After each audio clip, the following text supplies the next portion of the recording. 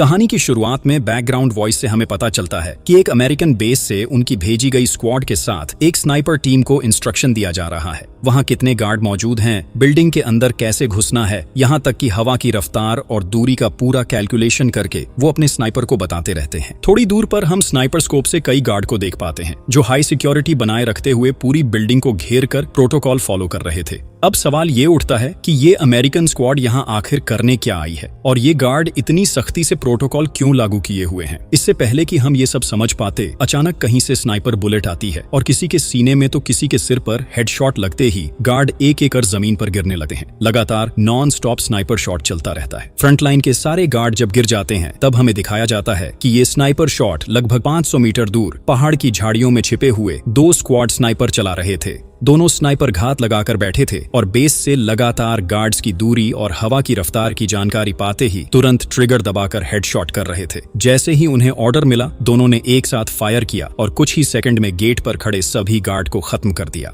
इस मौके का फायदा उठाकर उनकी एक और स्क्वाड फोर्स आसानी से उस बिल्डिंग के अंदर घुस जाती है। अब यहाँ से कहानी पलटती है और हमें बताया जाता है कि ये स्नाइपर और स्क्वाड आखिर किस मिशन पर आए हैं और इनका अंजाम क्या होने वाला है। सीन बदलते ही हमें 48 घंटे यानी 2 दिन पहले की घटना में ले जाया जाता है। यहाँ एक रेगिस्तान के बीच प्राइवेट जेट को लैंड करते हुए दिखाया जाता है। प्लेन लैंड होते ही एक आदमी बड़े से बैग के साथ बाहर निकलता है। वहीं पर उसे रिसीव करने के लिए आता है अमेरिका के सेंट्रल इंटेलिजेंस डिपार्टमेंट का हेड, जिसका नाम है मोडाइज। और यहीं पर हमें उस आदमी की पहचान पता चलती है। उसका नाम है ब्रैंडन बेकेट, जो कि अमेरिका का एक शार्प स्नाइपर है। ब्रैंडन का ऐसा कोई मिशन नहीं रहा जिसमें वो नाकाम होकर लौटा हो। उसका टारगेट कभी भी मिस नहीं होता। उसने पहले ही कई डेंजरस माफियाज और बड़े बड़े डॉन्स को अपनी स्नाइपर शॉट से उड़ाया हुआ है और उसके उसी बड़े बैग में मौजूद है उसका customized Barrett 15 calibre sniper rifle. जब उसे कार से बेस की ओर ले जाया जाता है तब सेंट्रल इंटेलिजेंस डिपार्टमेंट का चीफ उसे मिशन की पूरी डिटेल समझाता है। इसी दौरान हमें भी पता चलता है कि ब्रैंडन को यहाँ क्यों बुलाया गया है। असल में ब्रैंडन बेकेट को यहाँ एक अफ्रीकन आर्म्ड गैंग को खत्म करने के लिए लाया गया है। ये गैंग अमेरिका के अंदर रहते हुए ही अमेरिका को मिटाने की साजिश रच रहा था, इसलिए किसी भी कीमत पर उस गैंग को डाउन करना बेहद जरूरी हो गया है। ये सब बातें बताते बताते वो ब्रैंडन को बेस ले आते हैं। कार से उतरते ही ब्रैंडन के सामने उसका एक पुराना दोस्त आता है जिसका नाम है जीरो। जीरो कभी सेंट्रल इंटेलिजेंस डिपार्टमेंट में ब्रैंडन के साथ कई खतरनाक मिशन पूरे कर चुका था। चीफ मोडाइज जैसे ही समझता है कि ब्रैंडन और जीरो पहले से एक दूसरे को जानते हैं, वो जीरो को जिम्मेदारी देता है कि ब्रैंडन को पूरी टीम से मिलवाए। जीरो अपने दोस्त ब्रैंडन बेकेट को स्क्वाड टीम के सामने ले जाकर सभी से उसका परिचय कराता है। यहाँ तुम्हें मैं इस पूरे स्क्वाड टीम से पहले परिचय करवाता हूँ। इस स्क्वाड टीम का स्पेशल ऑपरेशन कैप्टन है नोवा और उसकी असिस्टेंट है अनिका। इसके अलावा 3 स्पेशली ट्रेन्ड लेडी कमांडो भी हैं, हीरा, नाडिया और जेंसन। पूरी टीम से परिचय के बाद ब्रैंडन पूछता है, अच्छा तुम्हारी इस स्क्वाड टीम में कोई स्नाइपर नहीं है क्या? तभी सेंट्रल इंटेलिजेंस डिपार्टमेंट के चीफ मोडिस एक लड़के को लेकर आते हैं जिसका नाम है जोंडी। चीफ बताते हैं, ये लड़का हमारी टीम का सबसे खतरनाक स्नाइपर है। अगर चाहो तो इसे अपने तरीके से ट्रेन कर सकते हो। परिचय के बाद बात होती है मिशन पर। लेडी कमांडर अनिका एक पूरा 3D मैप तैयार करके टीम को रोड मैप दिखाती है। मैप के जरिए वह बताती है कि इस मिशन का मुख्य सस्पेक्ट है अमेरिका का एक टेररिस्ट जिसका नाम है राइकर कोवालो। लेकिन वहां तक पहुंचने से पहले उन्हें एक विद्रोही सशस्त्र सेना से मुकाबला करना होगा। इसके अलावा राइकर के पास उसकी सिक्योरिटी गैंग फोरगांग है जो उसे 24 घंटे प्रोटोकॉल सिक्योरिटी देती है। चीफ मोडिस बताते हैं कि मिशन पूरा करना होगा पूरी तरह अंधेरे में, क्योंकि वहां इतनी सिक्योरिटी और रेबल आर्मी है कि अगर उन्हें जरा सा भी शक हो गया तो उनसे निपटना नामुमकिन हो जाएगा। इसीलिए मिशन का एग्जीक्यूशन प्लान और हाइड आउट में एंट्री का रोड मैप भी टीम को समझाया जाता है। अगली सुबह शुरू होता है उनका कड़ा ट्रेनिंग सेशन। वहां ब्रैंडन बेकेट जोंडी को बुलाकर उसके हाथ में स्नाइपर राइफल देता है और कहता है, मेरे सामने टारगेट हिट करके दिखाओ। जोंडी स्नाइपर उठाता है और गजब की एक्यूरेसी के साथ लगातार 3 परफेक्ट शॉट लगाता है। इसके बाद ब्रैंडन बाकी टीम को टेस्ट करता है और पूछता है कौन कौन सा वेपन चला सकता है। कोई कहता है वह शॉटगन एक्सपर्ट है, कोई कहता है वह एक्स चलाने में माहिर है। ब्रैंडन उन्हें एक टास्क देता है,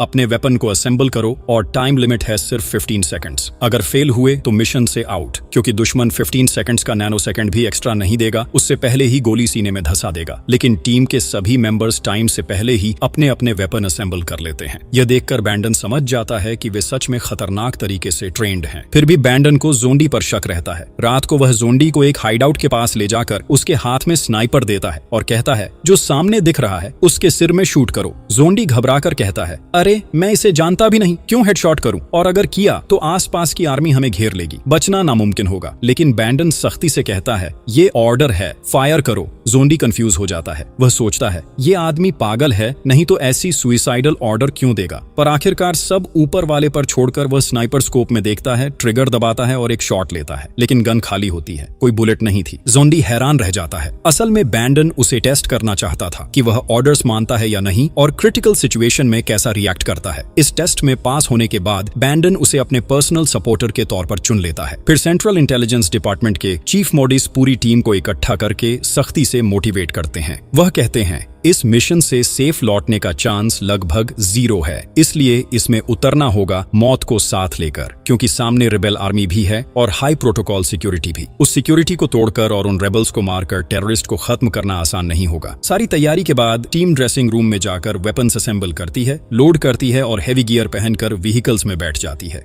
अगले दिन सुबह बैंडन और जोंडी अफ्रीकन गैंग के हाइडआउट से करीब 500 मीटर दूर एक पहाड़ी की झाड़ियों में स्नाइपर सेट करके पोजीशन ले लेते हैं। बाकी कमांडोज फ्रंटलाइन से हाइडआउट की ओर धीरे धीरे बढ़ने लगते हैं और यही वह सीन है जो तुमने मूवी की शुरुआत में देखा था। बैंडन बकेट और जोंडी घास के बीच छिपकर अपने स्नाइपर्स लोड करते हैं और फाइनल ऑर्डर का इंतजार करते हैं, और अंदर उनकी बाकी स्क्वाड टीम सीसीटीवी कैमरों को देखते हुए उन्हें एक एक करके न्यूट्रलाइज करने लगती है। धीरे धीरे वे अंदर घुसते जाते हैं। कुछ देर बाद बाहर बैठे बैंड बैक जैसे ही सिग्नल मिलता है उसका स्नाइपर ट्रिगर दबा देता है और वहां मौजूद हर एक गार्ड को वह एक एक करके उड़ाने लगता है। बैंडन को देखकर उसका स्पॉटर जोंडी हंसते हुए कहता है बॉस आप तो अकेले ही सबको खत्म कर देंगे, 2-4 मुझे भी करने दीजिए। ऑर्डर मिलते ही जोंडी भी अपने स्नाइपर से टारगेट उठाना शुरू कर देता है और लगातार एक एक करके दुश्मनों की खोपड़ी उड़ाने लगता है। उसकी इस पागलपंती को देखकर बैंडन रोकते हुए कहता है ऐसे नॉन स्टॉप फायर मत कर, वरना वे हमारी लोकेशन ट्रैक कर लेंगे। इसलिए बैंडन उसे एक एक करके टारगेट बताने लगता है और उसी हिसाब से फायर करने का आदेश देता है।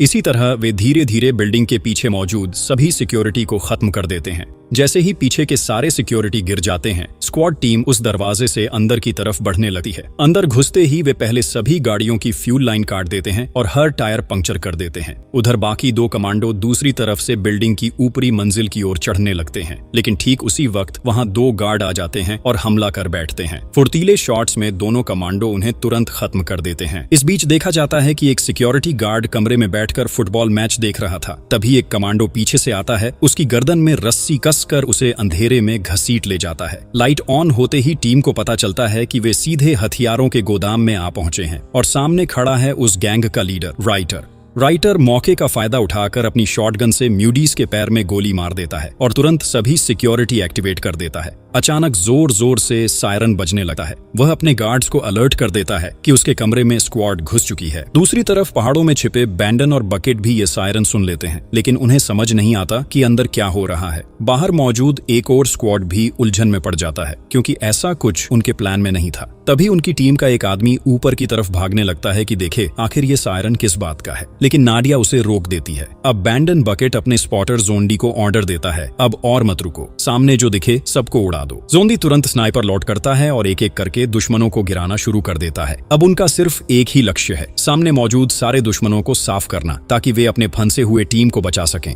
उधर कमरे में राइटर अपनी रिवॉल्वर लॉड करता है। उसे समझ आ चुका है कि स्पेशल स्क्वाड उसके चारों तरफ है और हालात उसके काबू से बाहर जा रहे हैं। वह एक मशीन की तरफ बढ़ता है, उस पर पड़ा कपड़ा हटाता है और अपने टेक्नीशियन को उसे ऑन करने का आदेश देता है। टेक्नीशियन प्लग इन करता है और मशीन चालू कर देता है। उसी वक्त बाकी स्क्वाड बाहर के गार्ड्स को खत्म कर कमरे के अंदर घुस जाती है और राइटर को सरेंडर करने को कहती है, लेकिन अचानक उस मशीन से जोरदार विस्फोट होता है। रेडियो वेव्स की वजह से आसपास के सब कुछ हिल उठा है। कुछ देर बाद जब हालात थोड़ा शांत होते हैं तो दिखता है कि सभी कमांडो उस खतरनाक रेडिएशन की वजह से बेहोश होकर चारों ओर गिरे पड़े हैं। ठीक उसी वक्त बाहर से बैंडन बैगेट का दोस्त जीरो कमरे में घुसता है और आखिरकार उस गैंग लीडर राइटर को पकड़ लेता है। थोड़ी देर में सबको होश आने लगता है, लेकिन राइटर हंसते हुए कहता है, थोड़ी देर में तुम सब मर जाओगे। इतना कहते ही हर किसी के मुंह से खून निकलने लगता है और एक एक करके वे जमीन पर गिरते जाते हैं। तभी असली सच सामने आता है। दरअसल वह मशीन एक high frequency alpha radiation machine थी। इस मशीन की रेडिएशन से इंसान के दिमाग की न्यूरॉन्स बुरी तरह डैमेज हो जाते हैं और इसके असर में आते ही कोई भी जीव कुछ ही सेकंड्स में मर सकता है। ठीक ऐसा ही यहाँ भी होता है। महज कुछ ही सेकंड में अमेरिका की इंटेलिजेंस डिपार्टमेंट की स्पेशल स्क्वाड के कई मेंबर्स खून उगलते हुए सबके सामने ढेर हो जाते हैं। यह कहानी सुनकर पूरी स्क्वाड टीम बिल्कुल स्तब्ध रह जाती है, क्योंकि सब कुछ इतनी तेजी से हुआ कि किसी को समझ ही नहीं आया कि उनके साथ असल में क्या घट गया। इसी बीच उस स्क्वाड के साथ साथ उस गैंग का लीडर भी रेडिएशन की चपेट में आ जाता है और आखिरकार वह भी उसी रेडिएशन से मर जाता है। खैर, हालात संभालते हुए बंडन सबको समझाने लगता है जो हो चुका है उसे हम वापस नहीं ला सकते, लेकिन हमें आगे आने वाली ताकत से मुकाबला करना ही होगा। उससे पहले इस मशीन को कैसे न्यूट्रल किया जा सकता है, यह कारण हमें खोज निकालना होगा। मगर बहुत कोशिशों के बाद भी वे कोई रास्ता नहीं ढूंढ पा रहे थे, क्योंकि उस मशीन में इतने सारे ऑपरेटिंग सिस्टम लगे थे कि किसे किससे जोड़े ये समझ ही नहीं आ रहा था। तभी जीरो आकर बताता है कि उस गैंग के और भी बहुत सारे सदस्य उनकी ओर बढ़ रहे हैं, इसलिए फिलहाल उन्हें मशीन को यहीं छोड़कर इस विद्रोही गैंग का सामना करना होगा। नतीजा यह होता है कि वे मशीन वहीं छोड़कर जितने भी हथियार और गोला बारूद थे उन्हें इकट्ठा कर लेते हैं और प्लान बनाने लगते हैं कि इस गैंग को कैसे रोका जाए। लेकिन उनके पास समय बहुत ही कम था। वे वहां रखी सारी माइन उठा लेते हैं और सीधे गेट के सामने जाकर गड्ढा खोदकर माइन बिछा देते हैं, ताकि जैसे ही विद्रोही आर्मी की गाड़ियां अंदर आएं तुरंत ही माइन ब्लास्ट हो जाए। इस तरह वे पूरी बिल्डिंग में जाल बिछाने के बाद सभी को एक जगह इकट्ठा करते हैं और बंडान उन्हें मोटिवेट करने लगता है।